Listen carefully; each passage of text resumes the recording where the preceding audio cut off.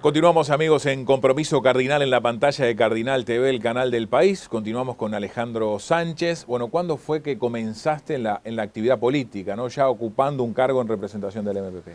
Bueno, a mí me tocó una responsabilidad muy grata, que fue a mediados del año 2006. En ese momento, el secretario general de la Junta de Montevideo era Nicky Simón y fue nombrado por Ricardo Ehrlich como contador general de la Intendencia. Entonces quedó vacante ese lugar de secretario de la Junta, que era un cargo de confianza política, y los compañeros tuvieron la idea de proponerme a mí. Entonces allí fui con mis 26 años a ser secretario general de la Junta. Fue una gran experiencia porque además, para un militante político, ser secretario general de la Junta es como administrar la Junta departamental, ¿no? Desde resolver los papeles hasta los expedientes para que los ediles y las comisiones de la Junta trabajen, además de administrar los recursos humanos. Y uno aprende mucho de administración pública allí. Pero también es una experiencia interesantísima porque el secretario general no puede hablar en las sesiones. Entonces, para uno que está acostumbrado, o que venía de los 16 años haciendo política, era todo un desafío estar en una reunión política, escuchando argumentos y debates y no poder decir nada, ¿no? Pero bueno, fue una gran experiencia porque yo ahí aprendí muchísimo. Y aprendí muchísimo, lo primero que aprendí para aquel joven de 26 años, frente amplista, de una familia frente amplista, fue encontrarse con una junta en donde muchos directores de la junta eran de partidos tradicionales. Y hay un ejemplo maravilloso que era el contador delegado del Tribunal de Cuentas que estaba allí, Ricardo Yelpo, lo nombro porque es un gran amigo, después se hizo amigo. Él era colorado y era el delegado del Tribunal de Cuentas, entonces era el que nos controlaba a los ordenadores de gasto.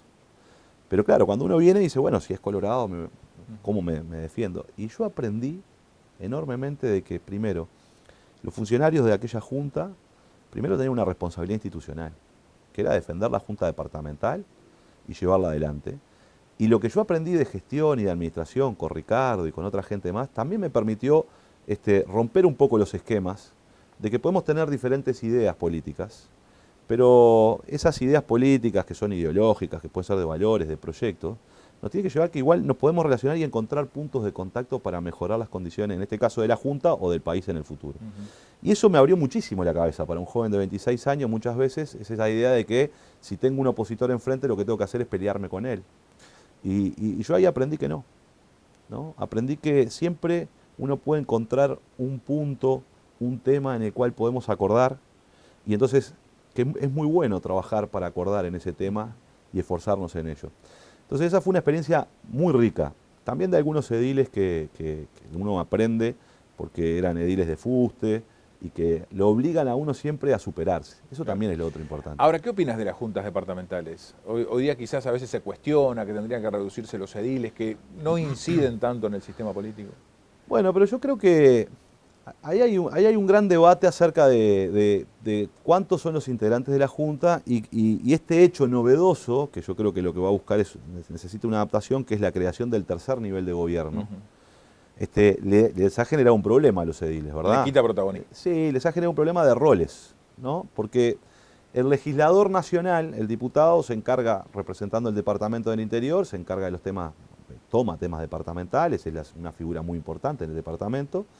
Y luego el alcalde y los concejales tienen una función muy importante en resolver problemas de gestión de la localidad. Entonces, el edil queda en una cosa como que el diputado toma temas de todo el departamento y los alcaldes toman los temas más locales y queda medio desfasado. Pero creo que eso es natural. Yo creo que es muy importante la labor de la Junta y la labor de los ediles. Es una labor, es un parlamento del departamento. Habría que jerarquizarlo mucho más ese trabajo. Se trabaja mucho en la Junta, se recorren mucho los ediles también y tienen un contacto directo con la gente que es muy bueno y que la política lo necesita. Pero entonces, luego depende del intendente, tú. Bueno, lo que pasa es que nuestra Constitución establece que el gobierno departamental es el intendente y la Junta, y por tanto le da mayoría automática. Entonces, no tiene el mismo criterio de representatividad que tiene la separación de poderes entre el Poder Ejecutivo y el Parlamento de la República, ¿no? Entonces, claro, los ediles están muy constreñidos a los mandatos del intendente. El intendente tiene mayoría automática, pero además tiene mucha más iniciativa que los ediles. Los ediles tienen muy poca iniciativa legislativa en la materia. Pero yo creo que hay un trabajo muy importante ahí, porque el tema de las ciudades, el tema de lo local, hay que incorporarlo con mucha fuerza porque muchas veces las políticas nacionales se olvidan que tienen que aterrizar en un territorio y que ese territorio tiene tradiciones, que ese territorio tiene historia y que ese territorio además tiene una mirada y es necesario que esa mirada esté presente en el resto de la construcción política.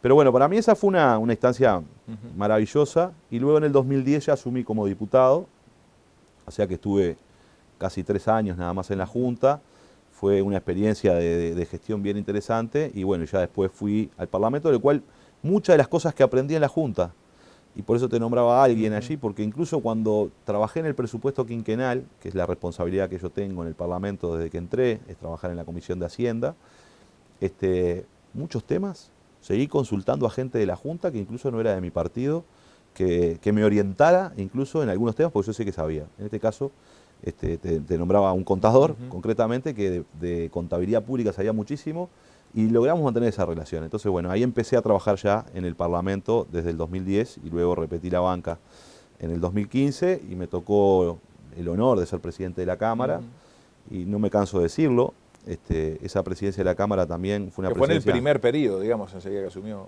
No, yo fui diputado del 2010 al 2015 y en el 2015 asumí la presidencia, o sea, en la segunda legislatura.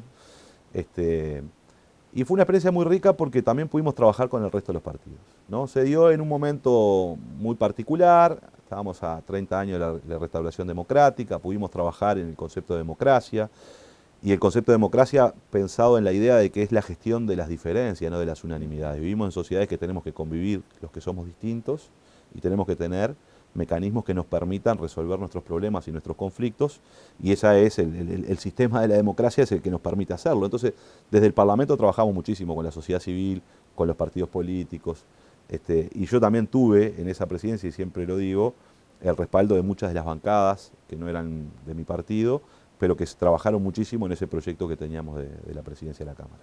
¿Cómo fue el proceso hasta que José Mujica llega a la presidencia de la República? Y dentro del gobierno anterior, ¿no? que era de Tabaré Vázquez, ¿cuál fue la principal diferencia que imprimió Mujica como presidente? Bueno, el proceso de la llegada de Pepe a la presidencia, un poco tú lo relatabas, era un poco impensado para muchos, incluido el propio Mujica, que después las circunstancias lo fueron llevando a que fuera candidato. Porque bueno, en política uno también tiene que tener la responsabilidad de decir que cuando la gente te empuja, los dirigentes políticos tienen que asumir responsabilidades, ¿no?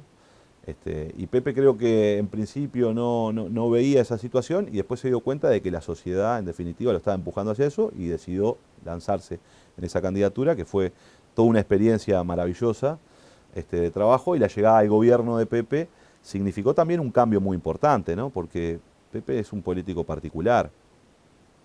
Uno generalmente piensa que el presidente tiene que estar en una cuestión, una aureola casi que de bronce, y Pepe tiene una concepción distinta de la política, en donde él siente que hay que tirar ideas, propuestas, que hay que discutir con la sociedad, y a veces la sociedad piensa que el presidente es el que solo habla de lo que va a hacer.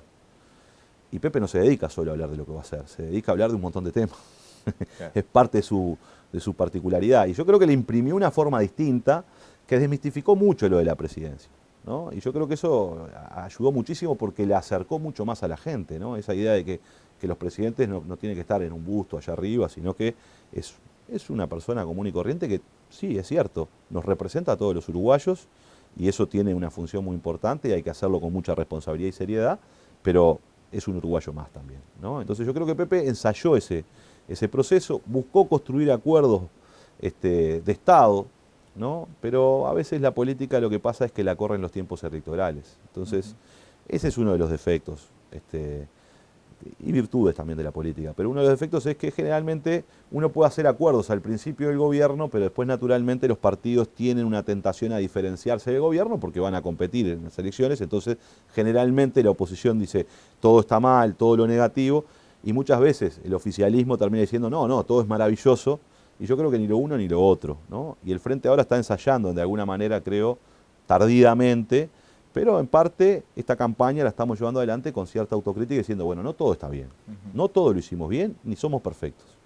Hemos cometido errores, hay políticas que no dieron resultados, ejercer el gobierno es tomar decisiones, es enfrentarse a problemas, el que hace se equivoca, decía mi abuela, el problema es si aprendimos de esos errores, ¿no? Y proponerle a la gente, bueno, aquí me equivoqué, por estas razones, y ahora lo que propongo son estas medidas. Salir de la soberbia esa, decir, no, todo está bien. Y yo entiendo esa soberbia de los gobiernos, porque uno se esfuerza muchísimo por lo que cree, por lo que siente y por la responsabilidad que tiene. Un ministro, una ministra, un director en cualquier área, se esfuerza muchísimo, deja muchas horas a su familia, deja muchas cosas que hacer para encargarse de esa tarea que es muy importante y se la dio la ciudadanía. Y entonces es como los artistas, ¿no? Se enamoran de su obra de arte y después no le encuentran los defectos. Y cuando te pasa eso, estás perdido, ¿no? Porque si uno no encuentra los defectos de su propia obra, no la va a poder superar en el futuro. Alejandro, te invito a una pausa. Dale. Luego de la misma seguimos. Vamos a hablar más específicamente de lo que fue el gobierno de José Mujica. Muy bien. Pausa, luego de la misma seguimos. En Compromiso Cardinal, en la pantalla de Cardinal TV, junto a Alejandro Sánchez.